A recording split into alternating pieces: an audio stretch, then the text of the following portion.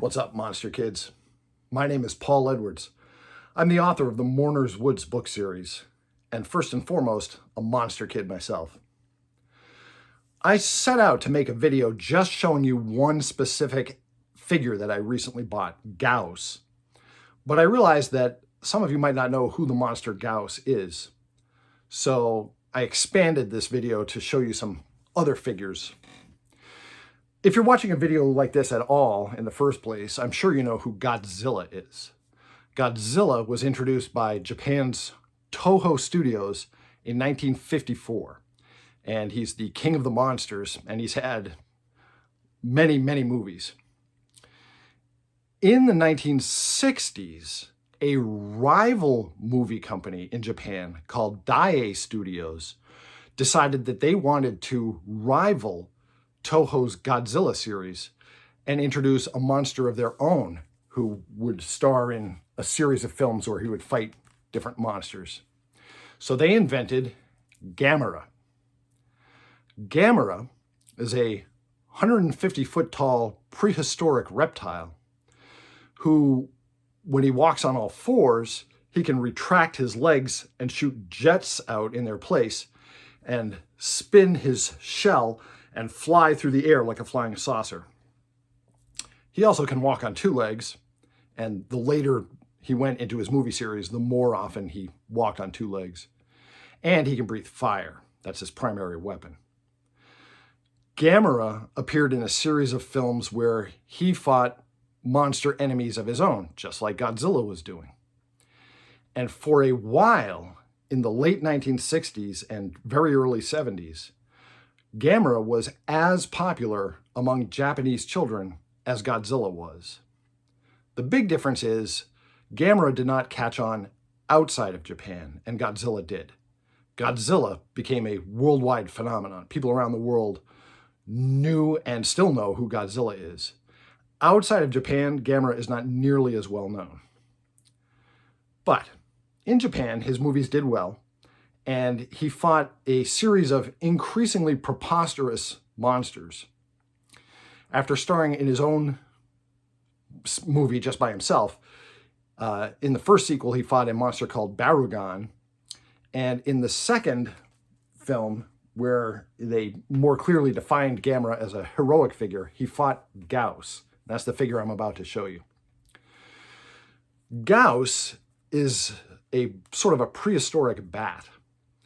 And if you could imagine a Muppet version of a bat that was hanging around in the Count from Sesame Street's castle, that's what Gaos looks like. Even as young kids watching these movies, we were like, that looks fake. So this figure is quite accurate to the way Gaos looked in his movie when he fought Gamera, the movie released in the Western world as Return of the Giant Monsters. Gaos. Behold Gaos. That's right. Gaos is off the hook. Check out his head. He has sort of a bat-like, almost vampiric look to him. But he's supposed to be a reptile, though. He's supposed to be from the dinosaur age, at least in the original continuity. And he's sort of an enigma. Now, I will tell you something about this figure. It looks just like Gaos looked in his movie. It's not very articulate, but in a way that's good. The wings do not move at all here. The legs move, okay, but I'm not sure what you would do other than just have them stand there. But this is a detail that I actually was pleased with.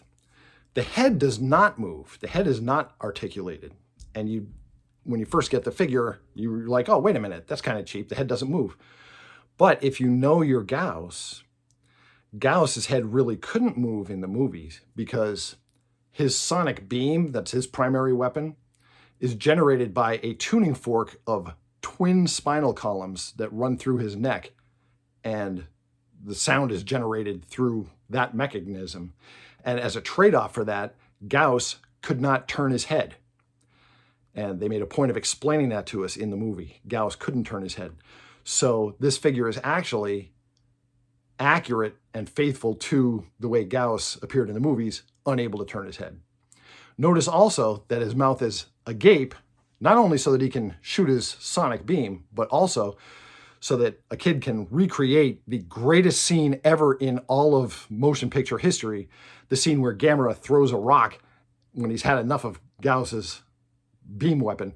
Gamera throws a rock and it plops right into Gaos's mouth, and his mouth is not able to shoot the weapon anymore. It's just such a great scene.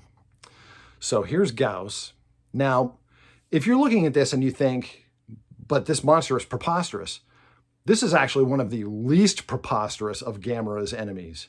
Gamera's enemies were off the rails. I'll show you another one of my favorite Gamera enemies. This is Virus, V-I-R-I-S. Despite what you see online, people calling it virus. It's not a virus, it's Virus. That's right. That's right. Virus is a highly intelligent squid monster from the planet Virus. I guess he is named after his own planet. And he's every bit as smart as a human being, even though he, looks like a muppet of a squid. Virus. All of Gamera's monster enemies, even though they had different origins, they all had one trait in common: glowing eyes. In the Gamera movies, glowing eyes were a sign of life, and only when a monster was killed did the light in its eyes go out. So if you watch your Gamera movies, you'll notice the glowing eyes as a continuing theme. Now, Gaos returned in a couple of different forms. In a later movie in the Gamera series, they showed a space Gaos, which was on Guiron's planet, the monster Guiron's planet, and the monster Guiron easily defeated Gaos. Space Gaos was exactly the same thing except silver. I'm sure they just spray painted the Gaos costume from the year before silver. And so there was one return of Gaos. Also, as the Gamera movies went on, they showed more and more stock footage from previous Gamera movies to fill the runtime. And so Gaos returned in a series of flashback sequences in later Gamera movies. But in the 1990s, we got a different version of Gaos. They rebooted the Gamera franchise in the 1990s and tried to make it more serious. And the Gaos that we got in the 1990s was based on this model, but it was updated to be more serious and more frightening. This is the 1990s version of Gaos. Okay, so you can see it's the same basic design, and he had the same sonic weapon, but the detail on this is more animalistic. It's not so spacey. And this Gaos has the ability to turn its neck, completely contrary to the original Gaos. This was the monster, the main enemy in a couple of the 90s Gamera movies. He was the only enemy in the Gamera Guardian of the Universe film in 1995. And he returned in Gamera 3 also. There was actually a flock of Gaoses. And in case you're wondering what Gamera looked like in the 1990s, Gamera had a more natural aquatic look. This is from Gamera 2, actually, Attack of Legion. He had a much more aquatic look. I actually prefer the way he looked in Gamera Guardian of the Universe, but this is a design that really seemed to have caught most fans' attention, probably because it looks more natural. But in my view, Gamera doesn't have to look natural, because at least according to the 90s movies, Gamera is not a product of nature. He was designed by the people of Atlantis as the ultimate defender against monsters. So he doesn't have to look natural. But people liked this Gamera design, so there you have it. So in the world of Gamera figures, this is the one I've been looking for the longest. My next mission is going to be to find a Barugon one, not to be confused with Barugon from the Gamera franchise. But for now, I'm very happy that I have a Gaos. He's just terrifying, I know. I should have warned you to keep small children away from the screen. He's just so scary. I hope you don't have nightmares. Listen, if you enjoy classic monsters and vintage horror, check out my book series, the Mourners Woods books. I'm self-published on Amazon. I've written a series of monster stories that take place in a haunted forest, and I'll drop a link to my books in the description for this video. Thanks for letting me show off some of my favorite Gamera figures, and I will see you in Mourners Woods.